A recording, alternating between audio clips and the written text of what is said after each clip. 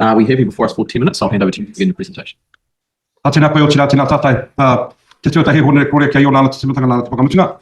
Te rei ka mihi ki tēnā o tātai I hinga mai nei Wainganui Port. Ara ko Bill Taki Timu tira no roto o te Waiolu. Tore te kauma rua pau I noho ia hei hoia. Mo te ope o tūmatauenga. Nā rera tēnei ka mihi atu kia. Kia o tātai mate kairunga ngā marae maha o Whitirangi hia. Ka tikara te kupu e moe.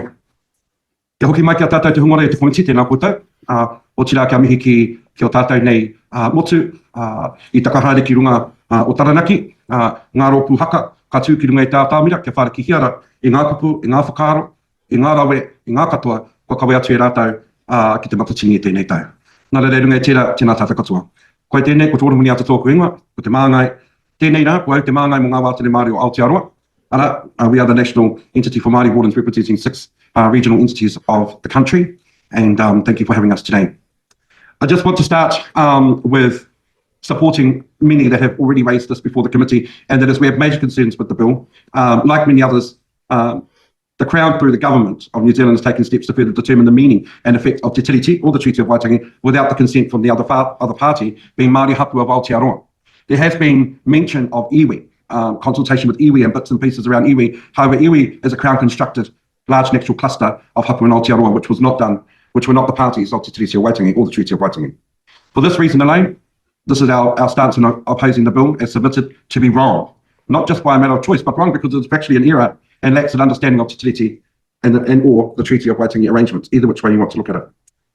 Just as far as our submission is concerned, I want to pick on a couple of things. One of them is that the bill would remove the rights of Māori, especially the rights of tino rangatiratanga, and that we do not consent to that. Principle 1 of the bill asserts in brief that the executive government has full power to govern and Parliament has full power to make laws. In terms of the opening words of clause 6 of the bill, this is said to be a principle of the Treaty of Waitangi. And I want to bring to the Select Committee's attention that principle 1 does not reflect the treaty or Te Tiriti of Waitangi. In fact, it reflects a European governance structure brought to Aotearoa by the British.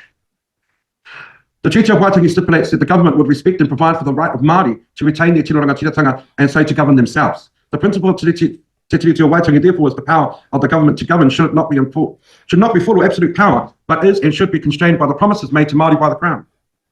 The same principle applies. The same applies to principles 2 of the bill. Is that the Crown will respect and protect the rights of the hapu and iwi Māori had under Te Tiriti of Waitangi under the treaty at the time that it was signed.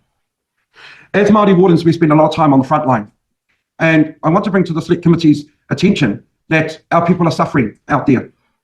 Why are they suffering? They're suffering because of the impact that goes back hundreds of years ago, the time that Te Tiriti of Waitangi, post Te Tiriti of Waitangi, the denying of wahine rights to their rightful land title, the 1800s, the vast taking of lands, the stealing of their papakainga and homes, the takahi on taonga, the manipulation of law to work in favour of British settlers, the stripping of indigenous language and tikanga Māori from education and the introduction of Christianity, native schools and places designed often referred to as the native infested schools, denial to health service to tackle introduced viruses and sicknesses brought by settlers, the slaughter, arrest, incarceration of tupuna Māori who fought for their rights and many who continue to receive an apology from the Crown in treaty settlements today. The list goes on, and given that nothing was directly made in colonial law to address these matters till when we got well into the mid-1900s, Māori are still suffering from the impact of loss, being oppressed, assumed by invisibilisation in the Crown and its government. And so we've got a long way to go.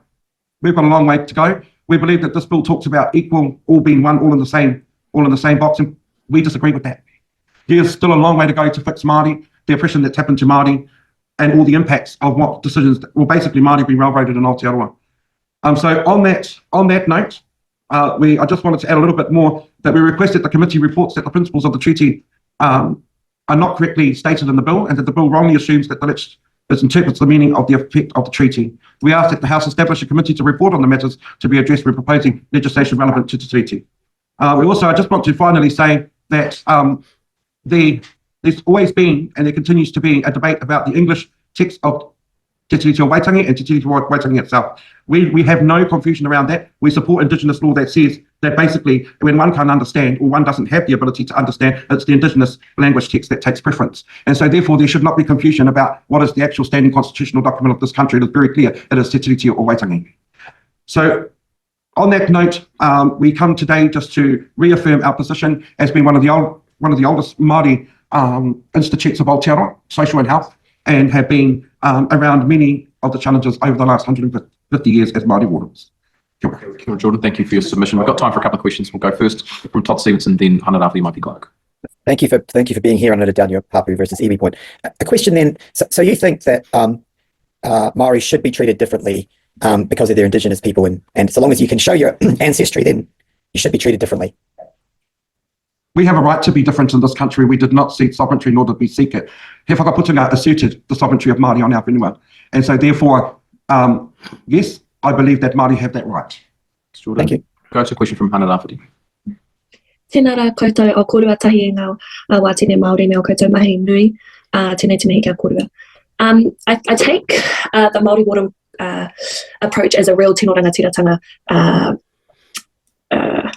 strategy or rautaki that we've created as a people, because we haven't trusted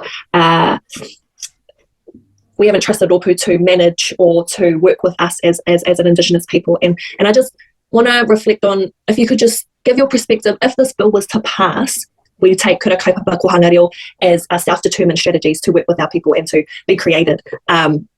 What fear do you have of more initiatives like Maori Wardens being established if this bill was to pass? If this bill was to pass, it would put the Maori Wardens in definite danger as far as our partnership with the Crown is concerned. Currently, the Maori Wardens sit within legislation, obviously being the Māori Community Development Act 1962, that was built upon the Māori Welfare Act 1945. Whilst the Act in itself subsumed and actually took away the majority of the gems of the work that the Māori Wardens did in the 1940s or prior to 1940, and subsumed that role down to the control and supervision around the consumption of alcohol post World War I and II's impacts that came back from our soldiers. What we do have, though, is a definite focus to work with our people, and ultimately our aim as Māori Wardens is to prevent our people from becoming incarcerated and institutionalised, that is going to have an impact on their future and their tamariki and their mokopuna. So this bill passing could actually lead to a point that one could say that there's no need now to have Māori Wardens in Aotearoa. Jordan, thank you. Thank you both for being with us this morning and for your time for the committee. We appreciate your submission. Okay, so again, what did you think of Todd's question that Māori should be treated differently because they are different?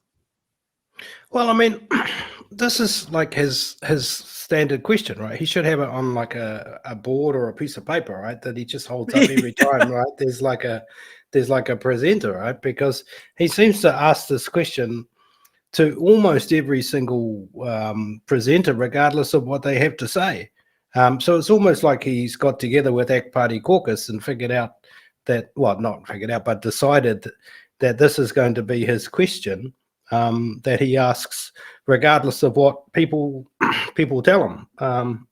And he's not clearly listening to what they're saying. So yeah, I pretty much ignored what he was his question. I'm glad you brought that point up, because yeah, that's the impression I'm getting from him. It's like, I don't think these are genuine questions from Todd. I think this is more a reflection of what the ACT Party caucus wants him to ask. I don't think these are actually his questions. I think he's just asking on behalf of other people within the party. But yeah, I mean, to answer so I'm going to say to answer the ACT Party, because I don't think these are Todd's actual individual opinions or questions that he's asking from his own perspective. So to answer the ACT Party, I think everyone should be treated in a way that is appropriate to their circumstance. So it doesn't matter if that person's disabled, Maori, Chinese, English, doesn't matter. You need to treat people as individuals with respect, okay? But you also need to be aware of their cultural backgrounds, because that's going to impact how they relate with you as an individual. And that's where the Maori wards come in handy, right? They are the bridge between worlds. They can help. I mean, I agree with you on like an interpersonal one-to-one level, right? That's absolutely true. Like every person you meet on the street, you meet them as they are, right? And you engage with them as you find them, right? But that's not the relationship we're talking about here. We're talking about a very different relationship.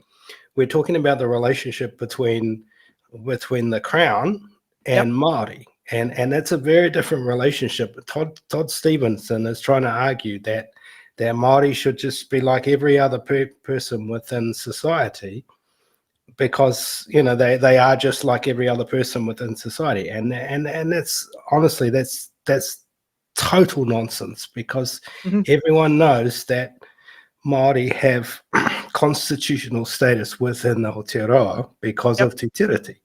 And that means that they have rights that flow down from Te Tiriti as a result of the signing of Te Tiriti. It's like they're trying to rewrite history and erase 180 or 200 years of history in order to, and I mean, these points have been made by other submitters, so I'm not saying anything here that's new, to redefine, history, and now kind of claim that there's no status that is different from anyone else under this guise of equal rights. And it's just crazy. Yeah, I think Todd's question again is very simplistic, because it's like, who should be, when we ask how should Māori be treated, it's like, okay, who's doing the treating? Are we talking about the government? Are we talking about an individual cop on the street? Are we talking about the average Joe? It's like, we need to be specific, because there's different power dynamics at play here.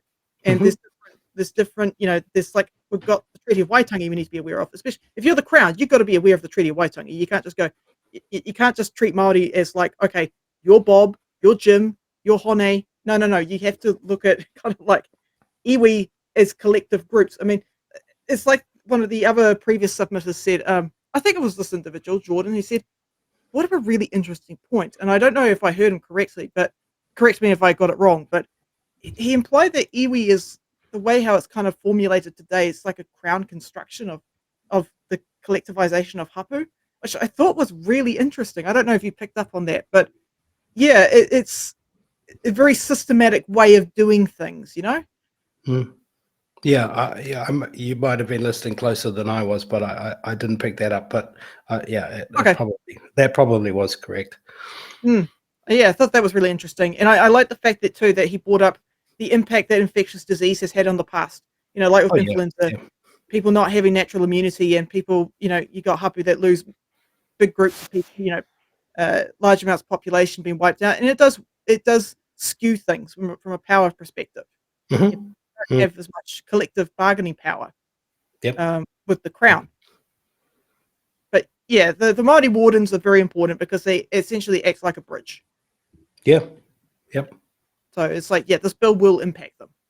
And I found a really interesting comment that was made right up the front, was that Maori Wardens are not iwi. No. So they don't have a constitutional status within the government engagement process. They can't participate in iwi forum. They can't engage with government to the level that iwi can. So their status is defined by a different set of legislation. Now, the submitter lined out the legislation that established Maori Wardens, which I thought was really interesting to get that level of detail. But I mean, he was kind of making the case that this whole process through this legislation is trying to effectively wipe out Maori Wardens, which I think is very serious if that actually plays out.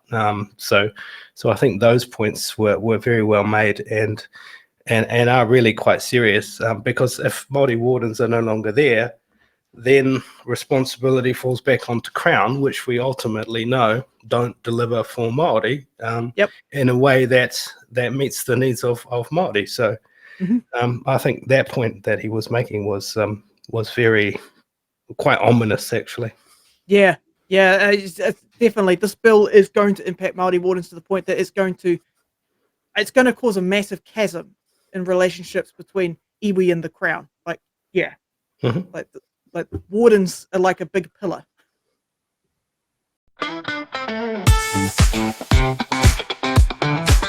Thanks for watching. Make sure you're subscribed to our Facebook, YouTube, Twitch, Instagram, TikTok, News Guide, the Order Paper Podcast. YouTube, Twitch, Instagram.